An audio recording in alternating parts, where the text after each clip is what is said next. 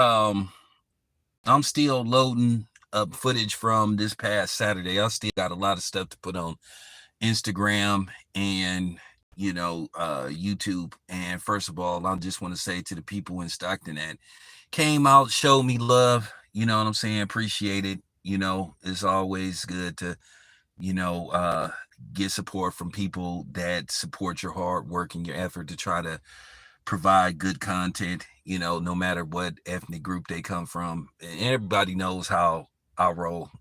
You know what I'm saying? Um, you know, PBM, proud black man, BMF, you know what I'm saying? You know, black man that don't give a you know what. But nevertheless, I just wanted to talk some boxing. But it was a good weekend, for me. Like I said, I like covering these local fights that's in my region where I don't have to, make plane reservations or travel very far. If I don't have to travel within 2 hours to where I can basically go somewhere and then go home, it's a good day for me. Basically, where I don't have to stay somewhere overnight. But shout out to Gabriel Flores. Shout out to his team. Shout out to the Donaires for having me there, making sure I was taken care of. They got me in there. I did my job, which I'm supposed to do. But I had a chance to catch some of the other stuff. I had a chance to catch Jake Paul and Mike Perry. And I'm not gonna lie, I was very happy that Jake Paul beat the hell out of Mike Perry because I don't care for Mike Perry. Mike Perry, I'm just old school, man. I'm just going to make it very clear. I will never get comfortable or get used to seeing people that are not black just randomly using the N word. And the thing is, a lot of these goofies don't even know the real definition behind it. But at the end of the day, this young generation of black people, black men and black women, are just submissive. You know, black men, they want to protect everybody except other black men and other black women. They want to care for everybody except themselves. They want to protect everybody but themselves. But that's unfortunate, but we'll talk about that on another day. But yeah, and I know Jake Paul is a culture vulture. For the most part, I don't be hearing Jake Paul like just blurting out the N-word like Mike Perry was. Mike Perry was referring at the end of the day, Mike Perry talking about he did an ancestry test and he's 6% black. Dude, you're white. So stop it. You're a white boy. Okay? That's all you are. You're a white man. But I enjoyed watching. That was the one fight I was rooting for Jake Paul to like beat the hell out of somebody. And I'm glad he beat the hell out of Mike Perry. And that's just real talk. He beat the N-word out of them, both of them. And don't get me wrong, I'm not no Jake Paul apologist. And as far as Jake Paul goes, this is his niche. I think at the end of the day, no matter how much we complain about it, Jake Paul is here to stay. We gonna have to accept this. Now, my issue with Jake Paul, I'm gonna say this again. Should Jake Paul be titled as a professional fighter based off his level of competition? I just think they need to. I think it should be. It's almost in the same wavelength as the WWE. I'm not saying his fights are fixed, but I'm saying that he picks people that he know in all likelihood he's gonna beat. So it damn near comes across as scripted, but you know, he competes against people that have next to no chance of beating him. At the end of the day, when he fought a dude that was an actual boxer, he lost. And not saying that and not saying that the dude he lost to was a world beater, in Tommy Fury, but you just got to keep it a buck. And then at the same time, um, it is what it is with this Jake Paul thing, and I just think we just have to accept it. We don't have to like it, but we have to accept it. I think Jake Paul won't ever actually fight a actual top tier boxer, but he's gonna fight somebody good enough for him to beat. He's already talking about fighting his next MMA fighter. At the end of the day, Jake Paul, he sells out arenas. I don't know what his pay-per-view numbers are, but he sells out arena. He has a following. He has a lot of endorsements. He's making money. Now, I do want to say to that dude that got knocked out, H2O, who got knocked out and got planted flat on his face, good. Because he was another dude that was hating on Devin Haney. Hey, got to keep you know what I'm saying? Hey, loyalty is loyalty. Anybody that was sitting up there cooning and against Devin Haney and you know what I'm saying, being a watermelon man, you know, it's funny. All the dudes that primarily was cooning and you know what I'm saying, throwing Devin Haney under the bus, they lost. And this dude got planted flat on his face. So I enjoyed every minute of them.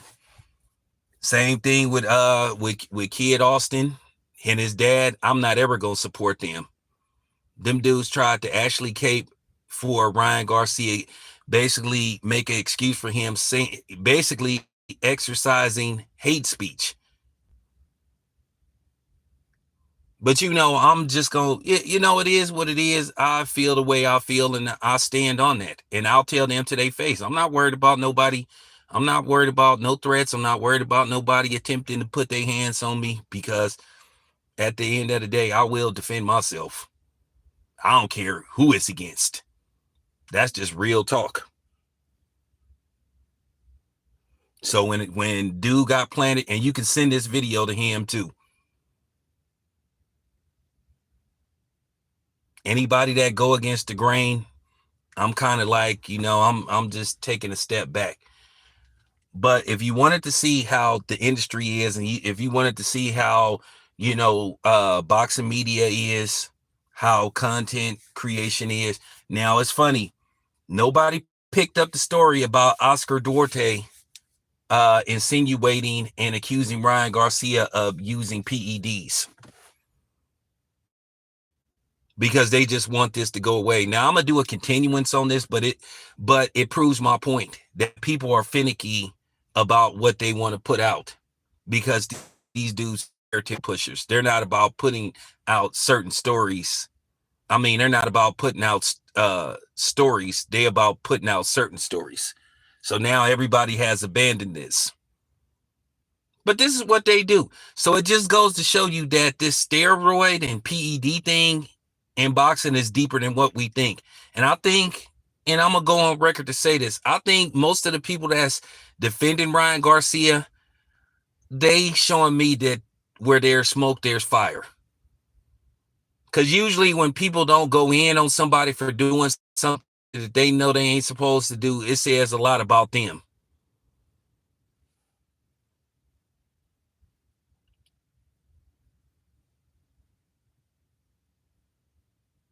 Got to keep it 100.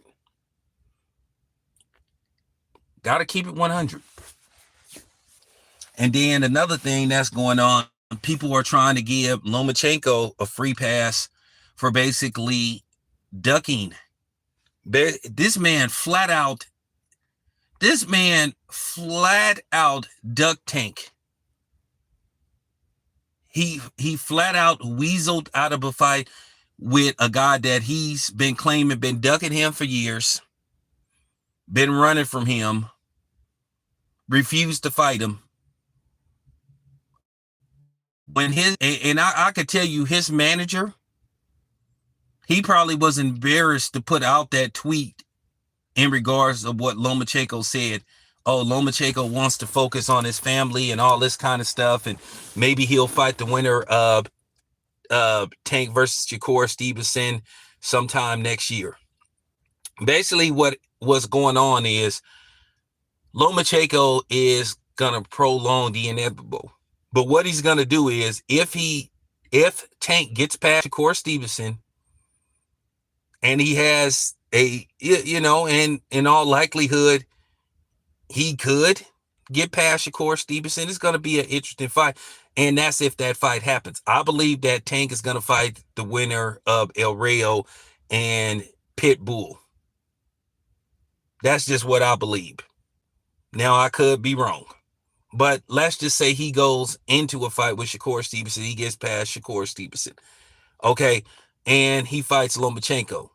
Lomachenko's going to say that he was old and he was past his prime, and his fans are going to give him an excuse, even though this was his chance to fight Tank, a guy that he's been calling out for years. I think at the end of the day, Lomachenko has seen what Tank has been doing to opponents, and he doesn't want to get stretched out. And that's all it comes down to. He doesn't want to get stretched out. He doesn't want to get humiliated. See, that's the thing, though. That's the thing, though. And this is just real talk. When guys like Tank stretch dudes that look like Lomachenko or Leo Santa Cruz, all of a sudden people try to dismiss what they did. But if a brother gets stretched out, then all of a sudden this is the greatest thing they ever saw. See, they don't want Lomachenko to be a meme. His fans don't want him to be a meme.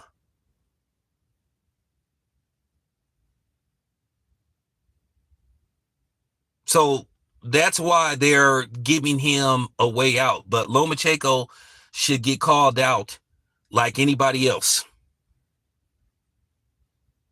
And this is what he does. He prolongs fights. Keep in mind, he prolonged the Devin Haney fight. The Devin Haney fight was supposed to take place in the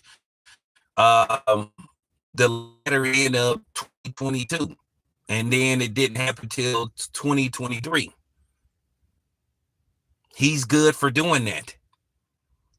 And then he prolongs the fight. He fights Devin Haney. He loses. And this is what he's doing with Tank. But when he gets stretched by Tank, he's going to say, that he was old. He's going to say, I had this amount of fights. I had all these amateur fights. I should have became pro, quicker than what I did instead of, competing in the Olympics twice. I promise you, his fans are going to give him a built-in excuse. They're going to despise Tank.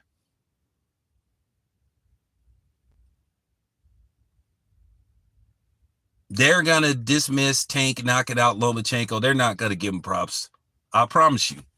I've been doing this way too long. But for Lomachenko to basically be in the tail end, basically the home stretch, basically at the 1 yard line, ready to punch it in, and he basically backs out of the fight, that says a lot about him. Keep in mind, I did an interview with Bob Arum, and even Bob Arum confirmed that the fight was about to be finalized.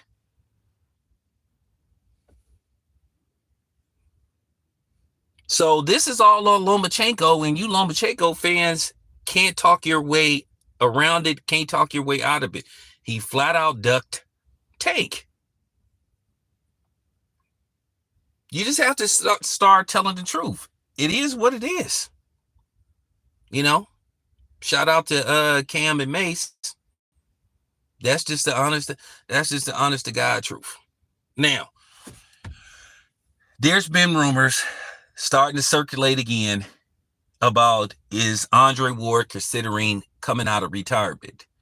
Andre Ward, every time I talk to him, he smiles. He won't give me a definitive answer. He just gives me that smile every time I talk to him. And I just laugh, because I talk to Andre Ward off camera more than I'll talk to him on camera, because I feel like I'll let all the other people, get their, interviews with Andre Ward, get their screen time with Andre Ward, because I'll talk to Andre Ward a lot off camera, and he just won't give me a definitive answer. At this point, I mean, it wouldn't be impossible, even though Andre Ward made 40 this year. But my thing is, where's Andre Ward going to campaign? I mean, Andre Ward probably is walking around at like 215 pounds. Now, he's not out of shape, but he's out of boxing shape. So is Andre Ward going to fight at heavyweight? Is he gonna fight at Bridgerweight? Is he gonna uh go back down a little bit and fight at cruiserweight? Like, what is out there for Andre Ward as far as the fight go? Right now, he's too big for Canelo. He's not gonna fight Canelo. Canelo's not gonna get in the ring with Andre Ward. And then possibly the whole thought of Andre Ward coming out of retirement to fight Canelo, which Andre Ward would wash Canelo. When I say he would wash Canelo, he would wash Canelo just like he would have washed Triple G if they would have fought. Triple G didn't want none of Andre Ward.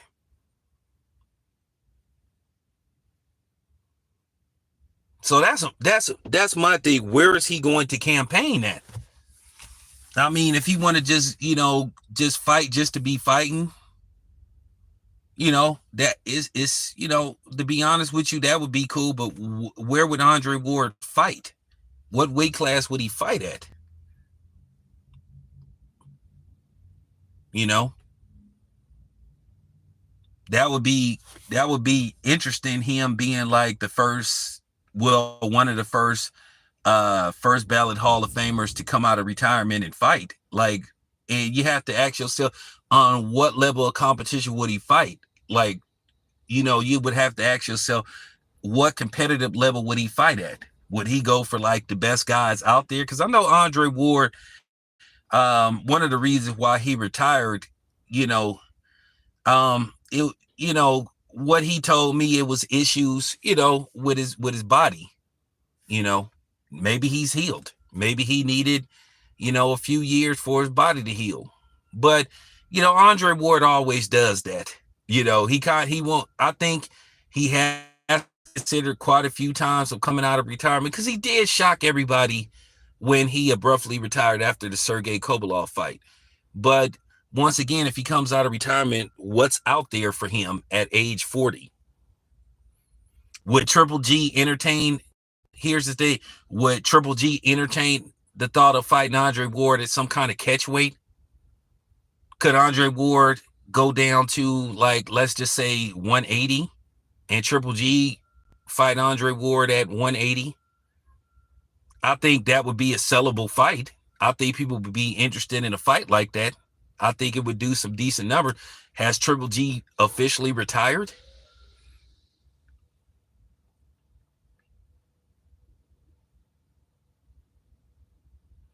Nah, Canelo didn't want to fight Andre Ward. He was just talking out the side of his neck. Canelo never had a chance against Andre Ward. And all this stuff about he knocked out Sergey Kovalov quicker than Andre Ward. Stop it. Or he did a better job against Sergey Kovalov. First of all, Sergey Kovalov was winning that fight versus Canelo. Now, a lot of people thought the outcome was predetermined, but we're not going to go there. But I'm just saying, if Andre Ward was to come out of retirement, what's out there for him?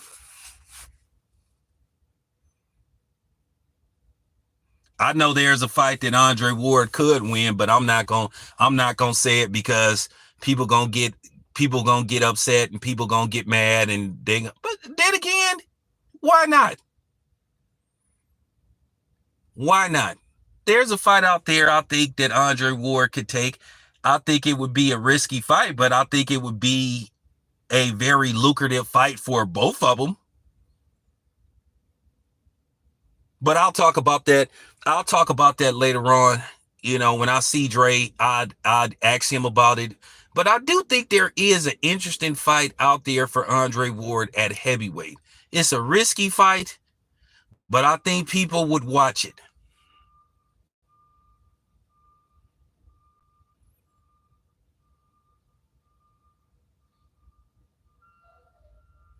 Yeah, Kovalov was beating Canelo just with a jab. He really didn't like it. Had he really liked, and this is what I say about Canelo. Canelo has been proven to be beatable, very beatable. This is why I said if he would have fought Arthur Beterbiev, he would have left that. He would have left that fight in the stretcher if he would have fought Arthur Beterbiev. Canelo knew not to get in the ring with Arthur Beterbiev. Now, Arthur Beterbiev, where he is now as a fighter, that's a question, because there is issues about his health.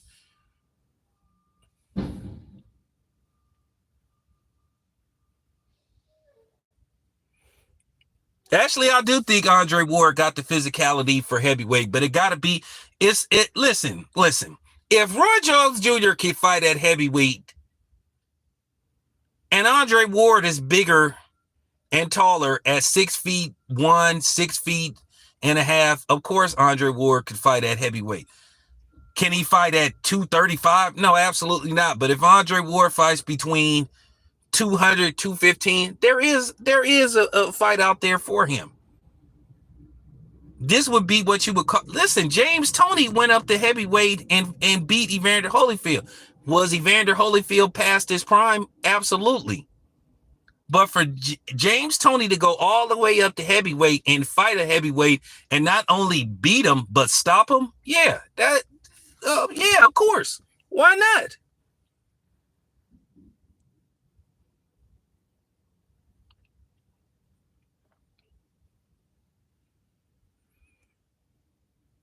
Yeah, Bibble beat Canelo with ease.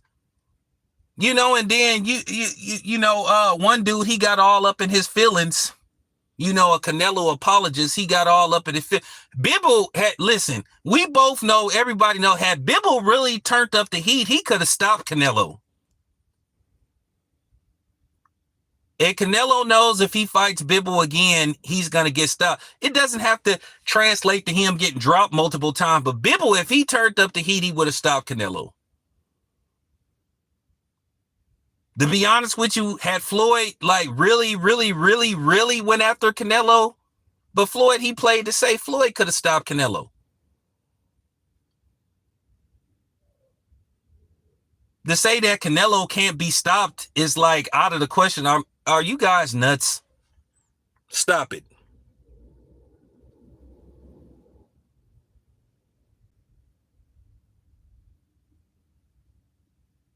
I do think Andre Ward, like I said, it's a certain fight out there that I think Andre Ward should consider.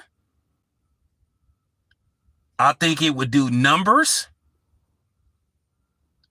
I think it would do numbers, and I think people would tune in just to see because they would be curious.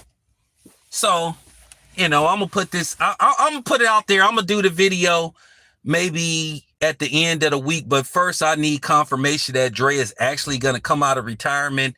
But Andre Ward has the skill set to where he could beat certain fighters, even at heavyweight.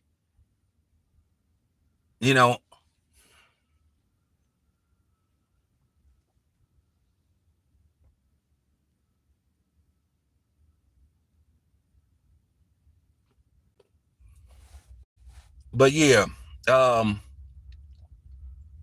we getting close. To the Terrence Crawford fight. I'm looking forward to that fight. Going down to Los Angeles to cover that fight. At the end of the day, it's always the same old pattern with Terrence Crawford that you see. I don't understand this disdain that a lot of people have for Terrence Crawford. And I don't want to hear this excuse about Terrence Crawford mistreats black media, because that's tired, and and nobody's going for that anymore, because I've seen Terrence Crawford talk to black media plenty of times. I've talked to Terrence Crawford several times off camera. Terrence Crawford is cool. I'm cool with Team Crawford. I'll talk to Bernie at least once a week. We text each other. Like I said, Bernie said he's gonna do an exclusive with me when I get to Los Angeles. So I'm looking forward to that fight as Terrence Crawford gets closer to history. It's gonna be dope. To see can Terrence Crawford pull this off. Just looking at Terrence Crawford's career. Some people still haven't got over that massacre that happened almost a year ago, because they talked all the talk. They said Terrence Crawford was ducking and all this kind of stuff, and then he massacred Errol Spence. And then, at the end of the day, people trying to use the excuse about car accidents and all this kind of stuff. Well, Errol Spence was healthy when he dominated Danny Garcia, right?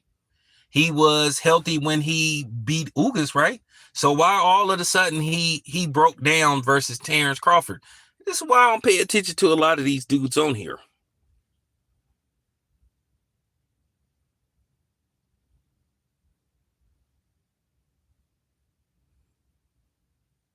I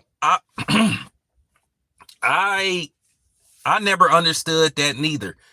But like I said, Terrence Crawford's biggest detractors were black, and that's what Terrence Crawford was saying, that it be your own people. Listen, you have the right to like who you like.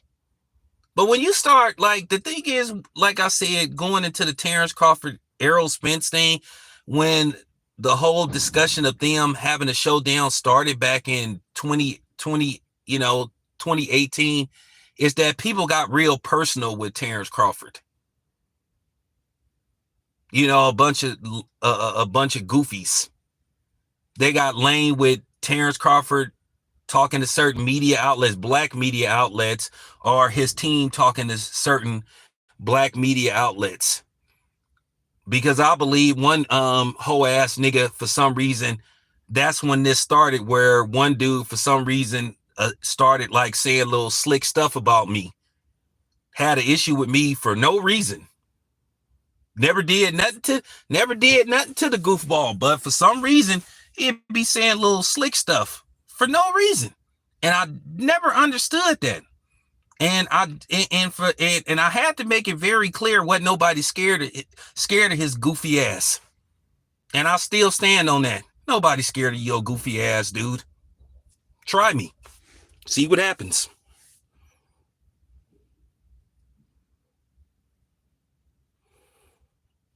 That's the funny thing. I could really like out somebody. People got to the point where they were talking about Buzz personal life. What did Buzz personal life have to do with boxing? They really, and the funny thing is, these are the same people talking about Bud being with Top Rank, but then at the same time, Al Heyman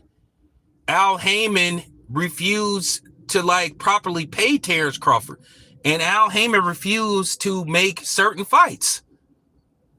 The funny thing is, like I said, the PBC fighters were supposed to be so-called thoroughbreds, but for the most part, every time they fought outside of the PBC banner, they got whooped. PBC has a terrible record in outside promotions. They have a very visible and very visible and very unfriendly record. So, you just have to keep it a buck. But anyway, you guys, gotta get ready for work. We'll talk about this more later. It's your boy Town. I'm out.